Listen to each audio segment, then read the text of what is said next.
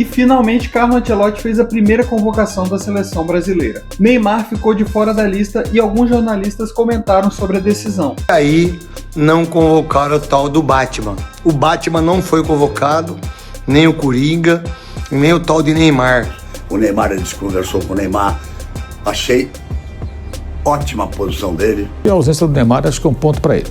Mas a princípio eu gostei da convocação dele, gostei da postura dele. Se você também gostou da decisão, fique aqui até o final do vídeo para acompanhar tudo que rolou.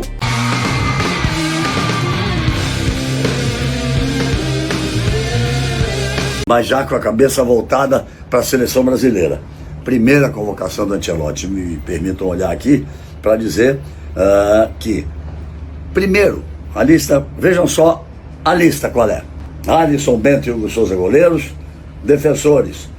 Ele coloca meio fora de ordem, o zagueiro, com o lateral, mas Alexandro,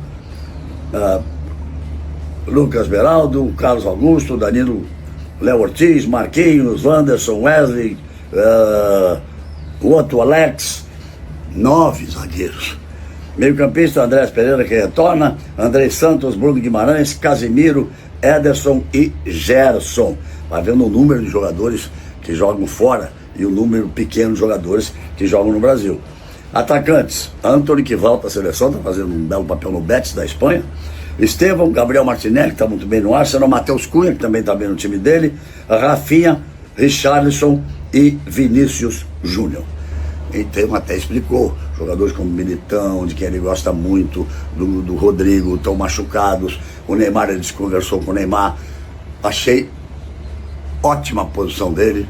Muita gente vai dizer, mas tinha que ter levado o Neymar para assistir o jogo junto com os jogadores, ou para tentar para o segundo jogo, no dia 10, até lá seriam 15 dias. Não é assim.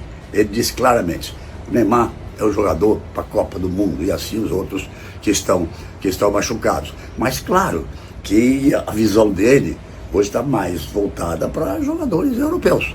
Então, o Hugo é uma presença marcante e mais outros jogadores, vai sei lá, 4 ou 5 que estão no Brasil. É um grande técnico, vamos torcer para que dê certo, vamos ver o time que ele vai montar. Eu não teria levado, por exemplo, Danilo, porque talvez já tenha passado a fase dele, mas ele tem confiança de ver o Danilo jogar lá. O Alexandre está bem no Flamengo, mas também um jogador já rodado. Ancelotti, boa sorte e que a seleção brasileira volte a jogar um bom futebol. A convocação está aí. Vamos ver o resultado nos dias 5 e 10 contra o Equador e contra o Paraguai. Mas feliz demais pela convocação, cara. Pô, que legal o Léo Ortiz, Wesley, Gerson, Antony, que tá jogando muito no Betis, né? Vinícius Júnior, Gerson, Hugo, que vai ser o titular da seleção brasileira, e aí não convocaram o tal do Batman. O Batman não foi convocado, nem o Coringa, nem o tal de Neymar. E aí, Carlos Ancelotti, um beijo pra você é a esperança nossa. Muito obrigado, Carlos Ancelotti, e tenho certeza que a partir de agora tudo vai mudar. Parabéns, Carlos Ancelotti. Parabéns. Carlo Ancelotti explicou o motivo que não convocou o Neymar e disse que ligou para o craque. Pero como dice, en esta convocatoria han intentado de seleccionar jugadores que están bien. Neymar sale desde poco de una lesión, ha empezado a jugar. Todo el mundo sabe que Neymar es un jugador muy importante, siempre lo ha sido y siempre lo va a ser. Contamos con él, obviamente. Desafortunadamente al día de hoy hay muchos jugadores que son lesionados, que no pueden estar en la selección, como Neymar ha salido a poco de la lesión, mas tenemos lesionado a Rodrigo, tenemos lesionado a Gabriel, tenemos lesionado a Joelinton, tenemos lesionado a Militao, tenemos lesionado a Ederson. ¿Qué quiero decir?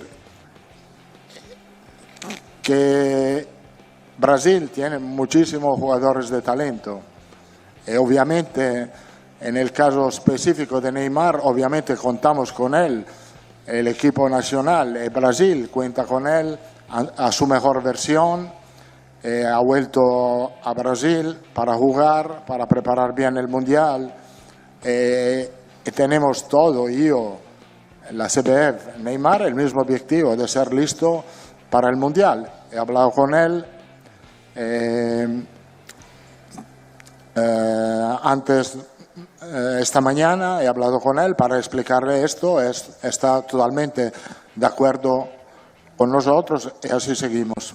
Acabou de sair a primeira convocação do Carlo Ancelotti. Mas antes de qualquer coisa, eu quero dizer que foi bem legal a apresentação dele, as palavras dele, toda a participação, a organização desse evento. Foi um evento, né? Primeiro treinador estrangeiro a dirigir a seleção brasileira oficialmente. Um treinador super campeão, um treinador, foi um ótimo jogador, tem uma experiência incrível, tanto como jogador como treinador também, e demonstrou os interesses dele nessa primeira convocação. Ele é especialista no futebol europeu, obviamente. Conhece tudo do futebol italiano, conhece tudo do futebol inglês, porque treinou lá, conhece tudo no futebol espanhol, treinou a França também, treinou na Alemanha, enfim, ele conhece tudo o que acontece ali e o desempenho de cada jogador. Então ele fez uma lista um pouco diferente das últimas que estavam sendo feitas pelo Dorival e também pelo Fernando Diniz e lá pelo Ramon. É uma volta de Matheus Cunha, muito criticado sempre nas convocações, mas uma volta com o Ancelotti, a volta do Andrés Pereira também, a convocação do Danilo, que também era muito criticado nas outras convocações, foi convocado agora pelo Ancelotti.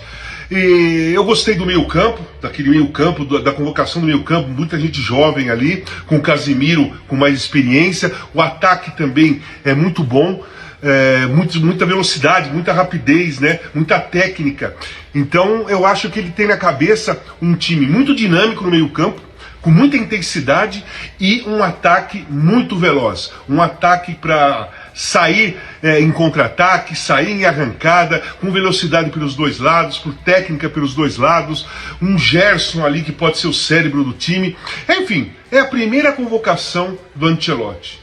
Eu gostei da convocação. Agora vamos esperar os treinamentos e os jogos para ver o que mudou na realidade, na prática, a seleção brasileira. Mas a princípio eu gostei da convocação dele, gostei da postura dele, gostei de toda a organização, e eu achei que ele foi muito simpático em se esforçar em falar em português logo no primeiro contato com a imprensa e com todo o torcedor brasileiro. Então parabéns a Ancelotti, Bocalupo, boa sorte. É uma lista meio previsível, né? Porque tem jogadores experientes que ele conhece bem e chamou por isso, e jogadores que ele tem visto na Europa saindo bem, por isso também convocou. Acho uma lista normal. O Hugo Souza ele não deve conhecer muito bem, se conhecesse não chamaria, não tem nível para jogar na seleção brasileira, um goleiro de altos e baixos, muito ainda longe de chegar nesse patamar, mas é irrelevante, terceiro goleiro, de repente vai até para observar. O Hugo tem tudo para ser um goleiraço, mas não é. Alto, boa envergadura e tudo, mas não é. E andou falhando aí recentemente em alguns jogos, então acho que é mais para ele conhecer de repente o perfil do jogador, algumas recomendações que tem recebido, do que outra coisa. Mas, repito, é pouco relevante, ele não vai ser o titular vai ser o Alisson, o Bento deve ser o reserva imediato, como já vem acontecendo na ausência aí de Ederson, das convocações, então não acho que isso mereça a maior discussão. Acho que o importante de fato foi não ter chamado o Neymar, fez um ato político, isso é política, né? Ligar para o jogador e tal, bababá.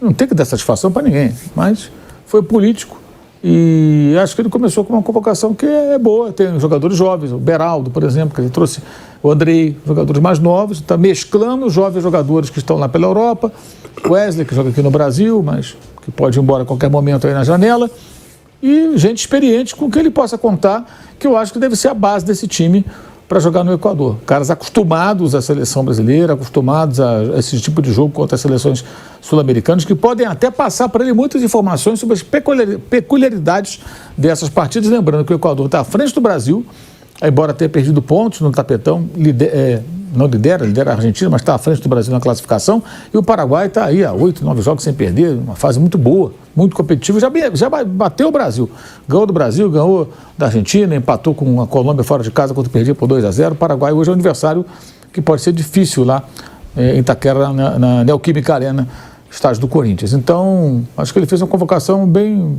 interessante e a ausência do Neymar acho que é um ponto para ele.